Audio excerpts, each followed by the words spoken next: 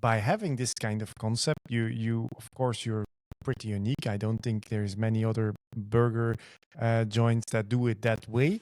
But is there, let's say, a big risk of um, being even more in control of the people that you hire? Because of course, this hospitality, this being welcomed, the guest being welcomed, is of course it kind of defines the Hans im Glück concept. So you expose yourself very much to the people that are in contact, while in a, let's say, a regular burger joint, you have people behind the counter, they give you the food and that's done. The transaction is very fast. How difficult is it to find the right people, especially in these times? I can imagine that's even much worse for you guys than for anybody else. Well, basically, it's both. It's easy and terribly difficult.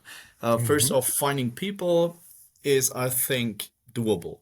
Finding the right ones is difficult.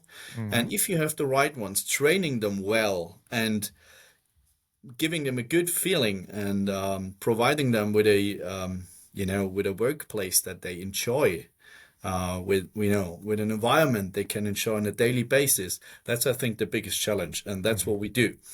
Mm-hmm. As we said in the beginning, it just doesn't stop at the guest, right? So it's a people business, and Mm-hmm. all the people need to be so they need to feel welcomed. They need to feel as part of something. And I Mm-hmm. think, of course, we always, there are others who also do that. There are others who, where you maybe not right this on a service level like that, where you can just simply pass on food or drinks or whatever, and you don't have to have this sort of contact with your people. But I think then you shouldn't really be in that kind of hospitality business. I mean, there's absolutely fine having quick service restaurants, and I think that's absolutely good that they exist, and no offense there.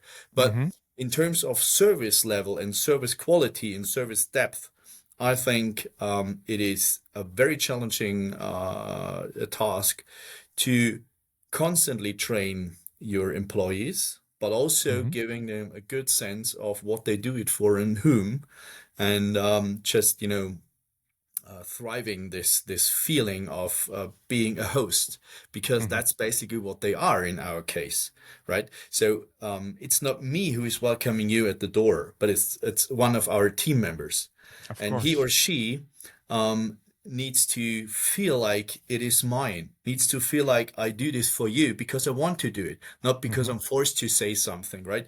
So Mm-hmm. we don't have a certain expression that you have to use every time you see a guest or something. It's just, come as you are. So people are not dressed in a certain way. So our employees don't have to wear a certain Mm-hmm. Mm-hmm. uniform, at least Mm-hmm. not in service. In the kitchen, of course, we have some sort Of course. of regularities, but other than that, if you feel like coming jeans and t-shirt, that's just what you do. And in the same fashion, I think you need to be the host that you are. Mm-hmm. So I think it's not convincible to someone that is, welcome you in a robotic way, but it's more about, having the feeling of doing it honestly. And that's, I think, Mm-hmm. what makes somewhat of a difference. And that is definitely difficult to find.